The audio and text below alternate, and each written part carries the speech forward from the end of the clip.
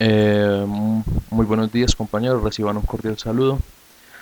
El día de hoy vengo a mostrarles cómo trabajar en un archivo .mdl, que es uno de los archivos de Simulink, para poder en ese solo script, o sea, no utilizar un script de MATLAB, un archivo .m como tal, sino que el mismo archivo MDL de Simulink pueda correr algunos datos que necesitamos inicialmente. Entonces, lo primero que voy a hacer en este momento es correr algunos códigos que necesitamos calcular inicialmente. Luego les muestro dónde se pega y se hace inicialmente la simulación. El ejemplo que escogí Perdón. El ejemplo que escogí en este caso es mostrarles cómo hacer una realimentación de variables de estado. Y pues vamos a conservar esto. Escogí especialmente una función de transferencia que fuera relativamente compleja. Por ejemplo, teniendo un polo en cero, ¿cierto? Una planta con un polo en cero puede ser críticamente estable. Entonces, pues miremos inicialmente. Eh, Voy a hacer esto. Eh, Edit. Voy a ponerle cualquier nombre. Script. Script. Pues yo sé que así no se escribe, ¿cierto? Pero pues es para simplemente para ayudarme en el código.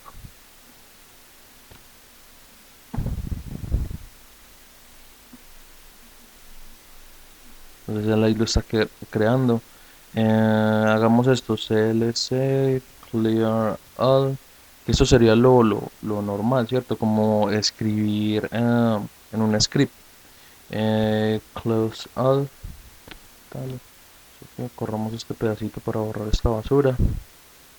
Listo. Lo primero que hay que hacer, pues, o que por lo menos a mí me llama la atención hacerlo, es esto. Transfer function de S. Esto nos hace que podamos utilizar S como el operador laplaciano. Entonces es mucho más fácil definir las funciones de transferencia. Por ejemplo, H va a ser igual a 2 dividido entre S por eh, S más 1 por eh, S más 2, por ejemplo. Esa ya sería la función de transferencia. Entonces miremosla acá. Le quité el punto y coma para poder que él la opere y me la muestre. Entonces si él crea ese, el operador laplaciano, entonces todo lo que donde yo le escriba ese, él, él lo va a multiplicar y lo va a mostrar como una función de transferencia. ¿Qué más les cuento? Listo, ahí tenemos ya la función de transferencia. Podríamos hacerlo en el script o hacerlo acá, decirle que nos muestre la respuesta al escalón de la función h. Entonces aquí miramos la respuesta al escalón. Obviamente como tiene un polo en cero, o sea, eso significa que tiene un integrador, entonces se ve como una recta, ¿cierto? Pero podríamos decirle, por ejemplo, que simule los primeros 5 segundos. Al simular los primeros 5 segundos, pues quizá ya podríamos mirar un poquito más de la dinámica. Miren la dinámica de ella. Presenta esta dinámica y luego se pega la rampa. Bueno, esto por este lado. Digamos que ya definimos la planta, ¿cierto? Hay una función que nos permite a nosotros convertir un espacio de estado, perdón, una función de transferencia en un espacio de estado. Y la mnemotecnia es transfer function to space state, ¿cierto? Entonces miremos cómo se usa esta función. Entonces acá nos dice que él nos devuelve A, B, C y D, ¿cierto? Y nosotros le tenemos que entregar el numerador y el denominador de la función de transferencia. Si ven, aquí este dato es importante. Dice, las matrices que este modelo retorna están en forma canónica controller, ¿cierto? Pues yo no sé si la mayoría de personas que están viendo este video ya conocen de estos modelos canónicos, pero pues a lo largo de este video les trataré de contar algo, ¿cierto? Eso no es un curso formal sobre modelos canónicos y variables de estado, pero pues trataremos de dar la suficiente información. Eh, en caso de que quieran leer más al respecto, hay libros muy buenos acerca de esto. Por ejemplo, el, el Ogata. El Ogata trata muy bien este tema. Hay un libro también que se llama Teoría de Control de Didier Giraldo de la Universidad Tecnológica de Pereira. Tocan este tema también de manera muy interesante. Listo, entonces miremos. Dice que le tengo que pasar el numerador y el denominador. Ahora, yo lo que tengo es h, ¿cierto? ¿Cómo puedo hacer yo para extraer de h el numerador y el denominador? Pues hay una función muy chévere, que es h.num, ¿cierto? Acá meto esto entre llaves y le pongo un 1. Entonces él me extrae el numerador 0002. Miren lo que acá está. Bien. Y si hago lo mismo con el denominador, den, me extrae también lo mismo. Miren. Tengo un 1, 3, 2 y con el término de independiente, pues la sola constante tengo 0. Entonces lo podemos sacar. Entonces podríamos utilizar esa forma de escribir para pasarle el numerador y el denominador. Entonces vengámonos acá al script de nosotros, ¿cierto? Entonces punto y coma. Entonces digámosle que el modelo que nos vamos a traer es A, B, C y D, ¿cierto? Y esto va a ser igual a transfer function to space state y le vamos a pasar el numerador. Ay, ay, ay, ay.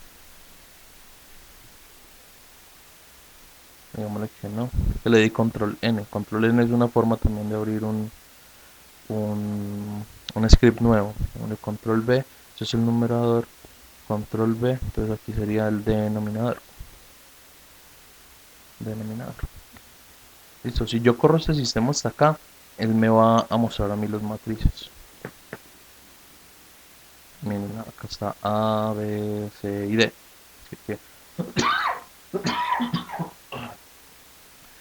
em, aquí como una nota rápida. El modelo canónico controller se extrae de la siguiente manera. La matriz A en su primera fila tiene todos los coeficientes del denominador con signo cambiado. Por ejemplo, miren, en este caso esta función es de tercer orden. Entonces él va a tener los 3 de tercer orden. Pero miren que tiene que tener esta forma. El S de mayor grado tiene que estar acompañado de un 1. Entonces el siguiente que sigue, valga la redundancia, perdón, el siguiente dato sería 3. Entonces queda menos 3. El siguiente dato es 2, queda menos 2. Y el siguiente dato pues sería 0, ¿cierto? El término independiente, entonces acá queda el 0. Y la siguiente es una columna, una diagonal de unos, pero la diagonal inferior. Esta que está acá se le llama la diagonal principal, ¿cierto? Entonces el modelo canónico plantea que acá van los coeficientes del denominador y por debajo de la diagonal principal son puros unos. Pues si necesitáramos extraer un sistema de orden n, por ejemplo. B siempre es de esta manera, 1, 0, 0. C tiene los coeficientes del denominador del sistema, en este caso es 0, 0, 2, acá está, ¿cierto? Y D, como esto es un sistema lineal planteado, D es igual a 0. Eso tiene que ver con las fracciones propias o impropias, la definición de fracciones propias e impropias de estos sistemas. Listo, ya tenemos el modelo espacio de estados acá calculado. Así que ahora lo que necesitamos es calcular la dinámica para regulación de estados. Entonces pongamos esto.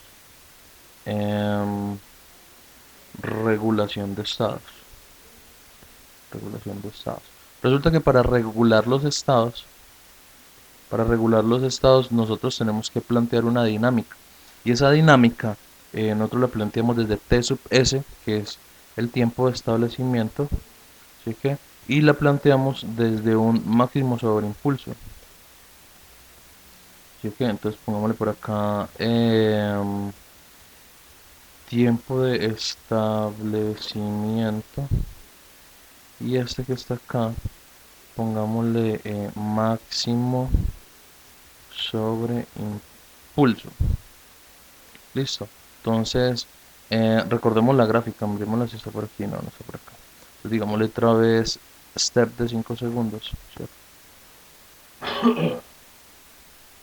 Entonces, miren que eh, yo podría decirle, y sería aceptable darle un tiempo de un segundo, pues para la característica de este sistema. Que miren que la mayor variación en la dinámica del sistema se presenta en los primeros 1.5 segundos en este caso. Entonces yo pienso que un segundo está bien. Entonces, pongámosle acá, ¿cierto? Que el tiempo de establecimiento va a ser un segundo.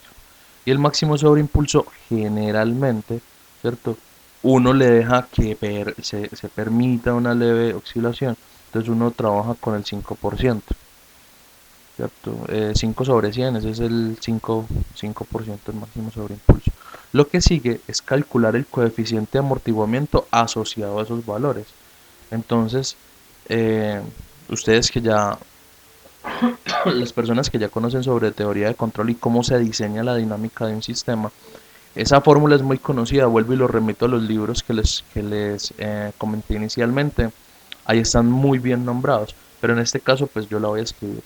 Este es el absoluto, ¿cierto? Del logaritmo del máximo sobreimpulso eh, dividido entre la raíz cuadrada SQRT de pi al cuadrado más el logaritmo de el máximo sobreimpulso al cuadrado.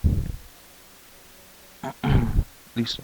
Si nosotros calculamos hasta aquí, con este sobreimpulso da generalmente el 0,069, 0.7.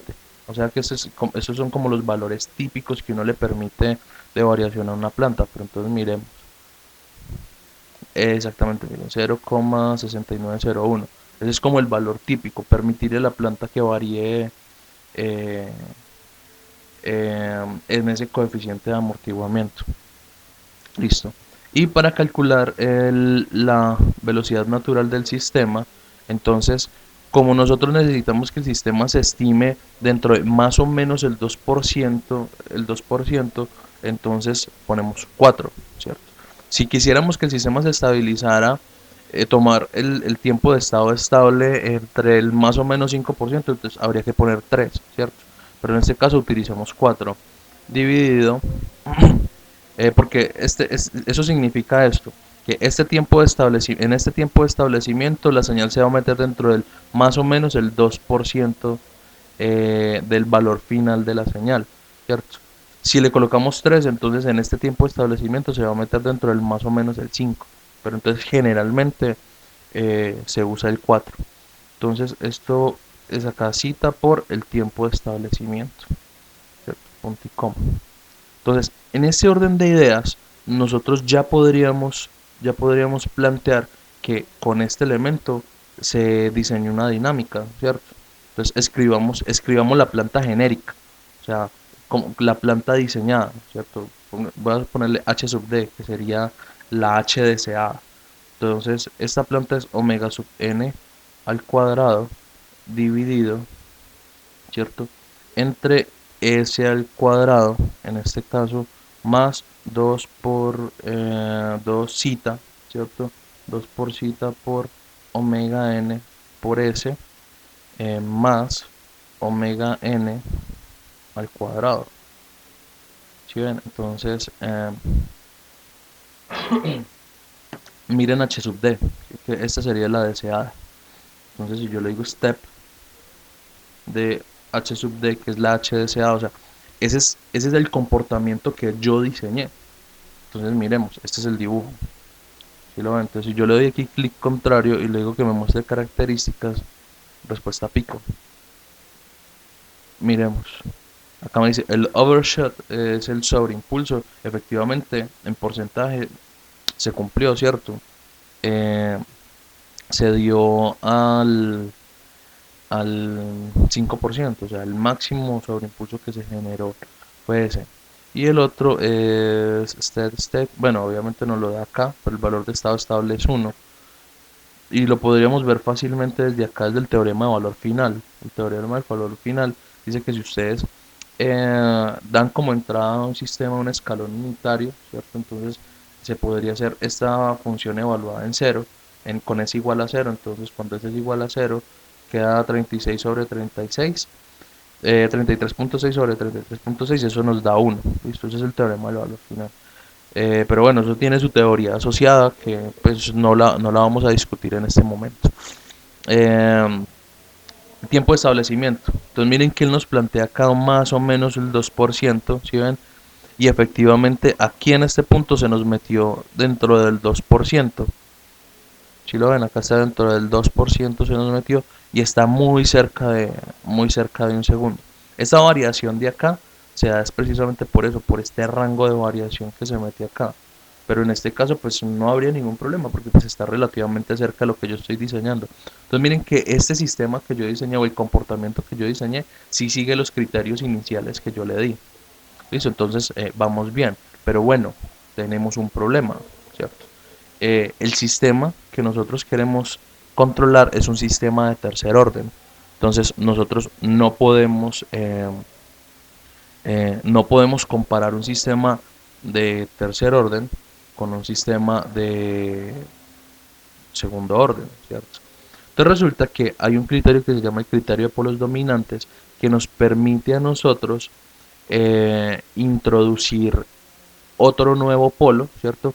De tal manera que su dinámica no afecte tanto eh, la dinámica del sistema. Entonces, en este caso, esa dinámica se modela de esta manera. Vamos por acá.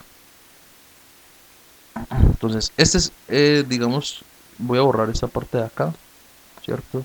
Y esto que está acá sería el polinomio deseado. Polinomio deseado.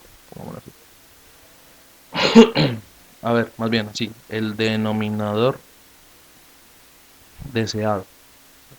Por así raya baja, denominador deseado, listo. Ese es el que nosotros queremos. Pero resulta que hay que incluirle un polo, hay que incluirle otro polo para poder que ese sistema sea comparable con uno de tercer orden. Entonces eso nos obliga a nosotros a meter esto, S más eh, alfa, 4 alfa, bueno, alfa por omega n. ¿Sí? Si ustedes ven, este polo, ¿sí? Que tiene esta constante por omega n. ¿Sí ven? Entonces, miremos esto. PZ map. PZ map DH. Sí, pongámosle grid.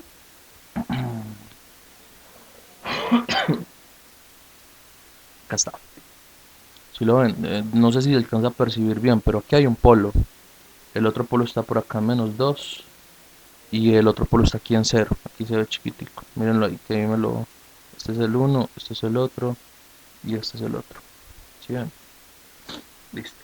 Resulta que el sistema que yo estoy haciendo, pues seguramente está localizando dos polos por aquí en esta parte donde yo los diseñé. Entonces miremos a ver dónde quedaron. Digámosle que nos dé PZMap, pero de la H sub D, que es la deseada, y que vuelva y nos haga el grid. Claro, entonces miren dónde quedaron los polos que diseñamos. Mírenlos, acá están. Este es uno y este es el otro. Este es uno y este es el otro. ¿Sí ven? Eh, Estos polos, si nosotros lográramos medir como la distancia que hay desde este polo hasta acá, hasta el origen, eso nos daría una distancia comparable con omega n. Entonces podríamos decir que estos polos se mueven alrededor de un círculo con centro acá en el origen de radio omega n. ¿Sí ven? Entonces el criterio de polos dominantes dice que los polos que son más representativos en la dinámica del sistema son los que están más cerca acá al origen, a este plano, ¿cierto? Entonces lo que nosotros hacemos es mover un polo, ¿cierto? Lo suficientemente lejos de este círculo unitario como para que no comprometa tanto en la dinámica. Entonces, por eso entra un parámetro que se llama alfa, ese parámetro alfa. Entonces, ese parámetro alfa obviamente hay que definirlo, ¿cierto? Y ese parámetro generalmente se conoce como 4, ¿cierto? Se le pone un valor de 4 simplemente para que lo ponga 4 veces la distancia del de el sistema hacia allá. ¿Sí ven? Entonces, corramos el script hasta acá. Esto no hay necesidad de dejarlo que nos lo muestre. Entonces, pongámosle play. Entonces, miren, este sería el sistema. Este sería el sistema de tercer orden, ¿sí o qué? Entonces, pues, hagamos una función de transferencia deseada, pues de tercer orden, deseada de tercer orden, ¿cierto? Que va a ser igual. Voy a ponerle este número arriba. Este número acá arriba. Esto dividido entre, ¿cómo llamamos el denominador acá? Denominador D, ¿sí lo ven? Voy a ponerlo acá, tan. ¿Sí ven? Entonces ahí construir la función. Intencionalmente le puse este número acá para que el valor final sea 1, ¿sí? Por el criterio que les digo. Entonces miremos, step, h sub d deseada 3. Tales. Miremos a ver qué sucede. Acá nos muestra, ¿sí ven? Entonces miremos otra vez. Características, respuesta a pico, máximo sobre impulso. Miren que tuvo un poquito que ver con la variación del máximo sobre impulso, pero todavía está dentro del rango que nosotros calculamos. Y la otra característica sería el tiempo de establecimiento. Miren que sigue también cumpliendo con el asunto del más o menos el 2%. Pero miren que en este caso presenta una pequeña variación acá. Y esta pequeña variación que está acá es debido a la presencia de ese tercer polo. Pero miren que la dinámica no varía tanto. ¿Sí ven? Entonces nosotros podríamos hacer esto, por ejemplo, este h sub d3 y que nos ponga también h sub d. Ah, yo la borré. H sub d sí la borré. Entonces, ¿cómo hacemos? Construyámoslo en un momentico. Entonces pongámosle HDCA es igual a esto, ¿cierto? Y acá pongámosle omega n al cuadrado dividido entre esto, pues, punto y coma.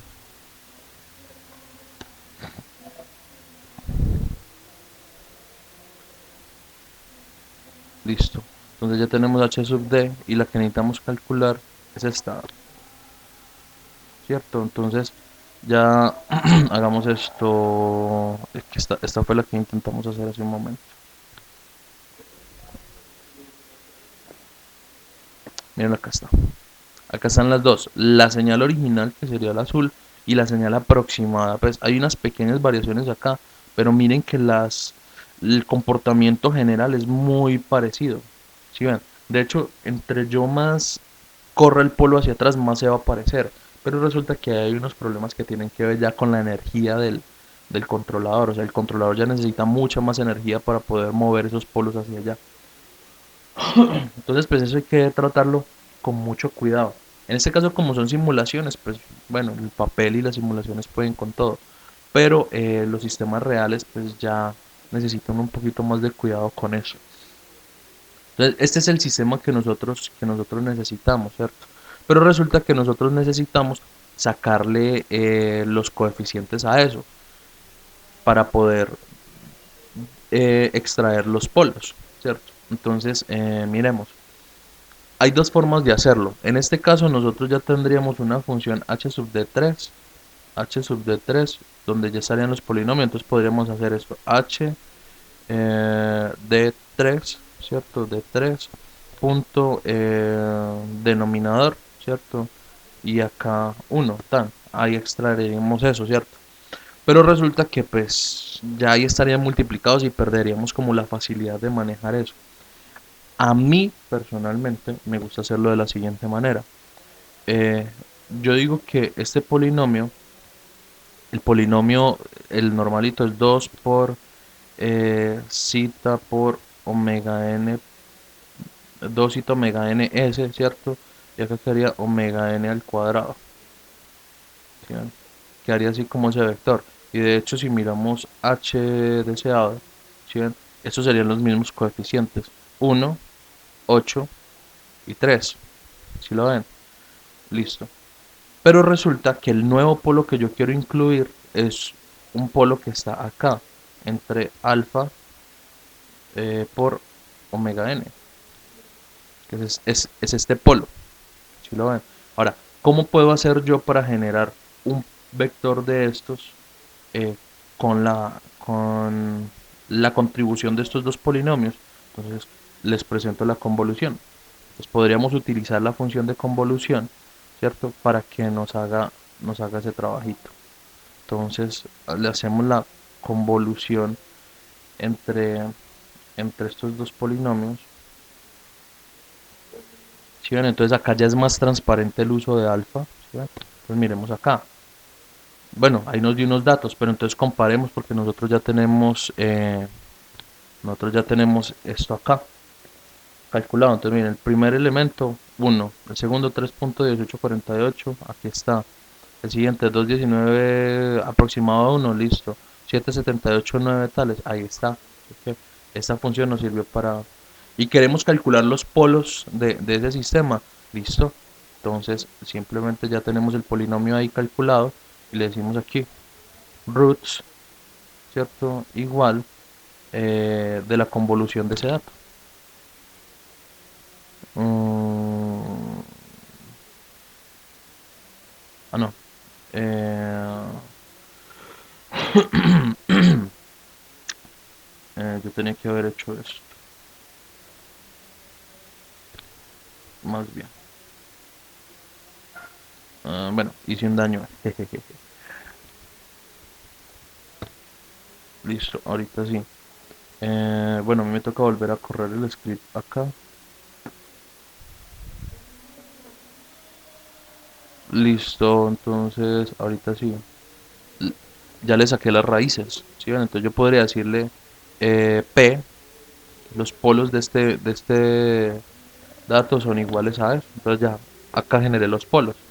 ¿Sí ven? Entonces llevémonos esta función para acá. Acá está.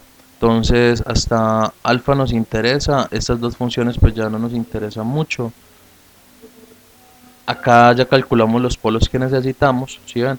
Entonces ya tenemos el tiempo de establecimiento para regulación, el máximo sobreimpulso de regulación, el zeta y omega n asociados a eso, el alfa del tercer polo para regulación, ¿cierto? Y los polos que nosotros necesitamos, que será la filaridad en este caso. Entonces ahorita vamos a calcular K, que es el vector de regulación de estados. Y esto se hace por medio de la fórmula de Ackermann, ¿cierto? Pero en este caso la función es Acker. Y a Acker yo le entrego A, entrego B, B, y le entrego los polos deseados. ¿Sí? Entonces, si yo corro este script, él me va a mostrar al final los vectores necesarios para calcular ese dato. Listo, hasta ahí muy bonito, ¿cierto? Entonces, no hay ningún problema. Entonces, ahorita usemos Simulink. Creo que lo tengo abierto, sí, señor. Lo tengo abierto. Acá está. Entonces, empecemos por aquí. Cargámonos por aquí en Space State. Entonces, State, por aquí tiene que aparecer.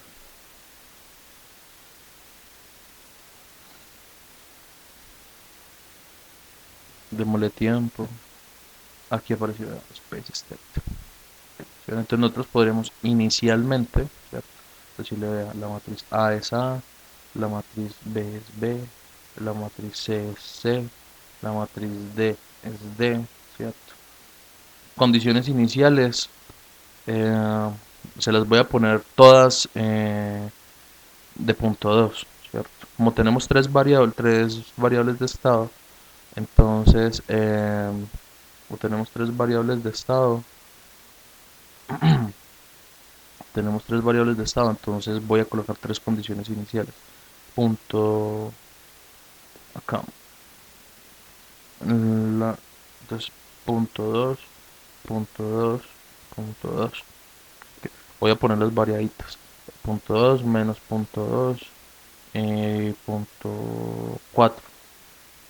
Ok, pues simplemente para verlas ahorita desde donde van a arrancar. Ok, listo.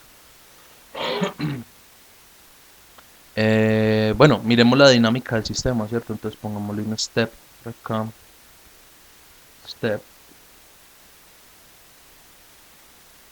implementémoslo por acá y pongámosle un scope, scope.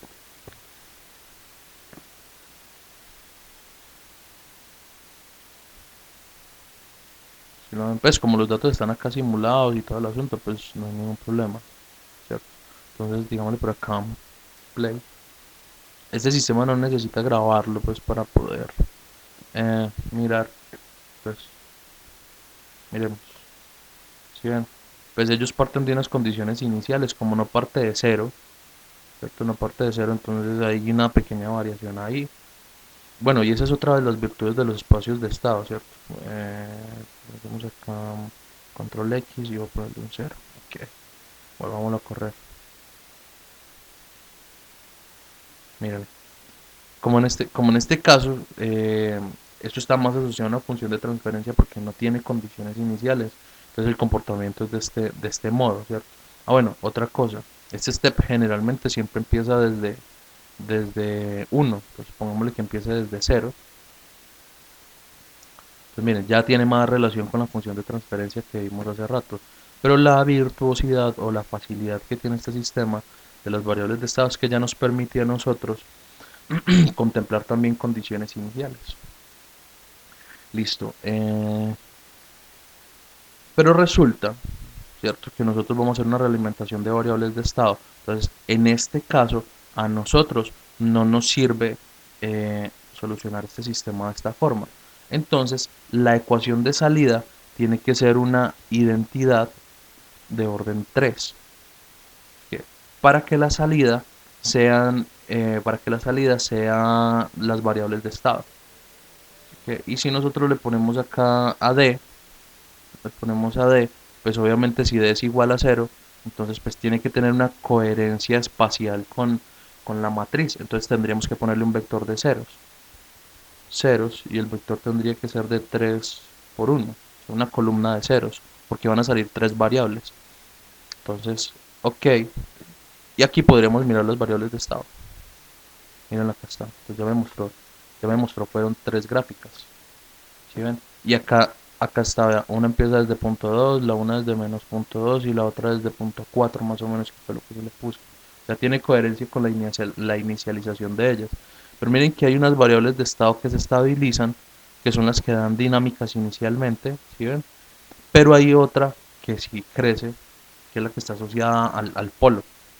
Entonces, pues vamos a ver cómo vamos haciendo eso. Ya tenemos acá, ¿cierto? Entonces, tratemos de hacer lo mismo. Entonces entremos de aquí una ganancia, ¿sí? Entonces, ¿qué vamos a hacer? Pues vamos a multiplicar esta ganancia de acá por C, ¿cierto? Entonces resulta que creo que aquí no es tan alegre este asunto, creo que es este. Entonces hay que ponerle eso para que él entienda que es una ganancia vectorial. ¿Sí? Entonces miremos. Ah, efectivamente, miren, sí está funcionando. ¿Sí ven? O sea, ya estos estados que están saliendo acá ya son signal ports. Listo. Eso que acabé de hacer, esa función que acabé de hacer, me permite a mí mirar eh, más gruesa los cables de los que son vectores. Listo. Resulta que para la realimentación de variables de estado, la ley de control es ¿cuál? Menos K. ¿Cierto? Entonces, pues obviamente tendría que traerme una ganancia de esto. Si yo le hundo control I, ¿cierto? Él se toma un momentico, pero por ser la primera vez, pero hace el flip de este elemento. ¿Sí lo ven? Entonces él también necesito hacerle acá menos k. Miremos cómo fue que calculé yo el vector. Acá está. Es k minúscula. ¿Sí lo ven? Entonces en este caso aquí le doy doble clic. Menos k. Pero creo que también deberíamos de utilizar esto. Ok. ¿Sí ven? Para que él sepa que es de igual manera un vector. Entonces realimentamos los estados. ¿Ok? Metemos este dato acá. ¿Sí? Y si no hay ningún inconveniente, el sistema ya debería regular los estados. Listo. No chilló, que significa que está bien. Miremos qué pasó con el sistema. Ah, bueno, miren, el sistema se reguló. Y este sistema de regulación, ¿sí o qué? Su función es coger todas las variables de estado y volverla a cero. Entonces, si al final la salida se volvió cero, y miren la que se volvió cero con la dinámica que diseñamos, un pequeño sobreimpulso y más o menos en 1 ya estabilizado. Entonces, seguramente, ¿cierto? Seguramente con las variables de estado sucedió lo mismo. Entonces, eh, si yo hago clic contrario, ¿cierto? Sostenido y me lo traigo para acá y lo suelto, entonces él me genera una copia de ese elemento y lo pongo acá. Y miremos qué es lo que está sucediendo con las variables de estado. Ya lo corrió. ¿Sí ven? Entonces, miren, las variables de estado parten desde los valores que se les dio inicialmente,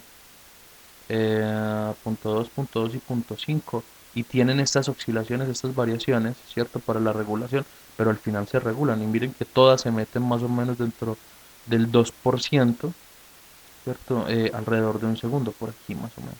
O sea que se está cumpliendo la regulación. Sí, se regularon las variables. Démosle menos tiempo para que sea más visible. 3 segundos. Simulemos 3 segundos nada más. Sí, simulemos 3 segundos nada más. Entonces, pongamos esto 3 segundos acá. Ok, play. Así que entonces, listo. Miremos acá. No, ya le había dado play. Mira. Entonces aquí ya es un poco más visible. Miren, este arranca como de por aquí. Este es de más o menos punto 2 y al final se regulan las variables de estado. Listo. Ya hicimos la regulación de estados, pero resulta que recuerden que este script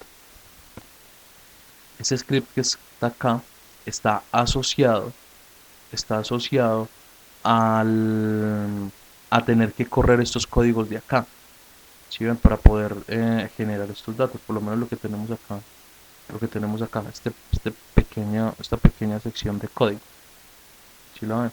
Entonces, la forma de correrlo es hacer lo siguiente. Venimos aquí, ¿cierto? Bueno, regálame un segundo que no se va a notar.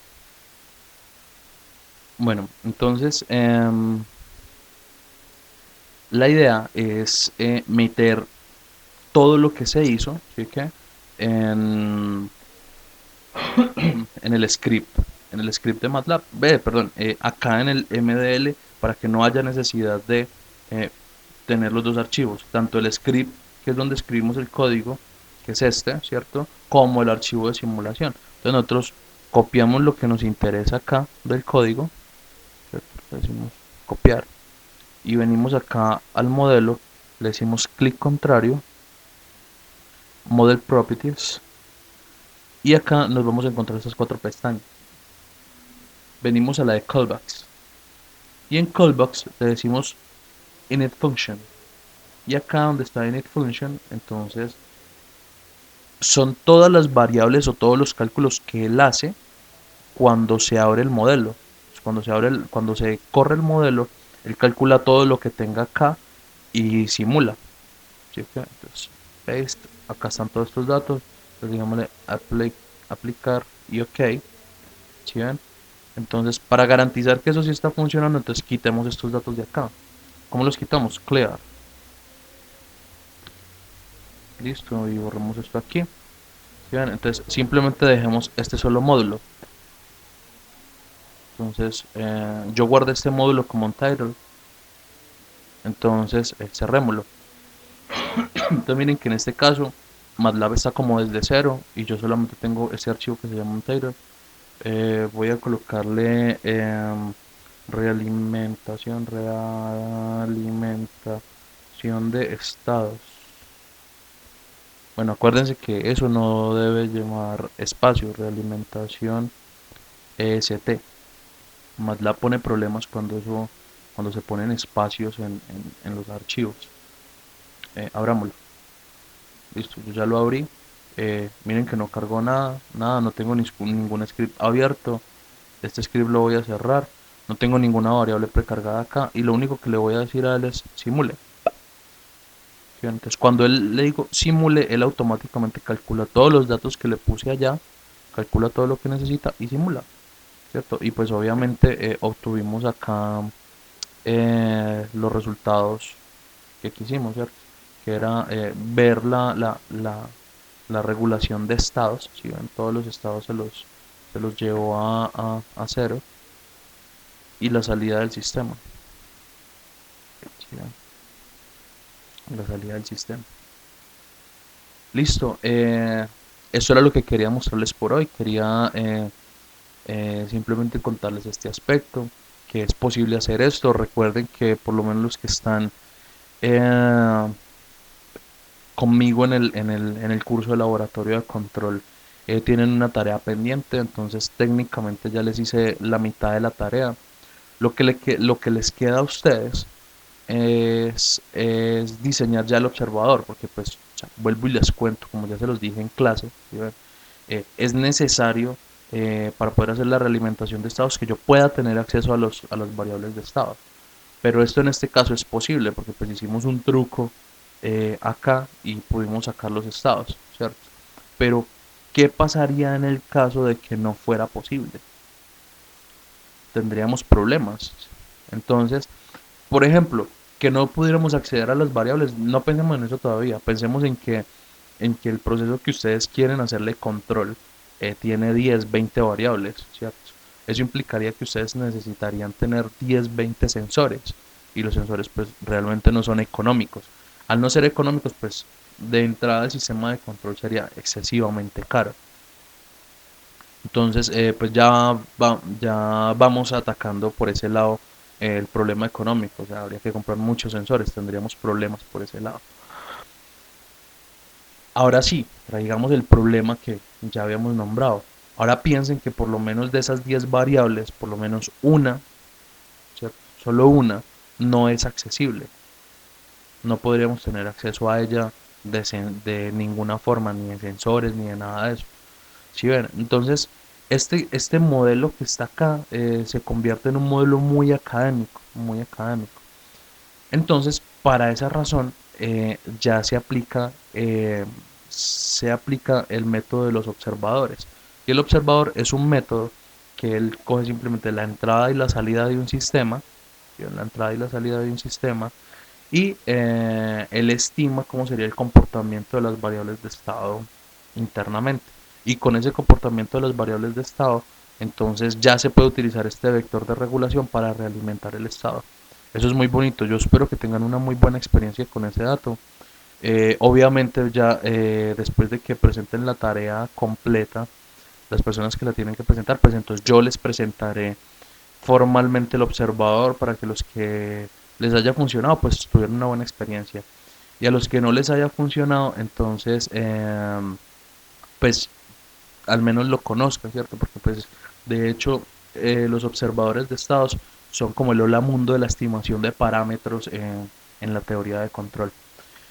Bueno, espero que este video haya sido de mucha ayuda. Yo soy Rodrigo Andrés Franco, soy docente de la Universidad Tecnológica de Pereira en el área de automática, en los laboratorios de instrumentación y control. Cualquier pregunta se la recibo en el video o a las personas con las que trabajo en los laboratorios, mis alumnos, etcétera. Se las recibo al correo. Espero que tengan un muy buen día. Muchas gracias.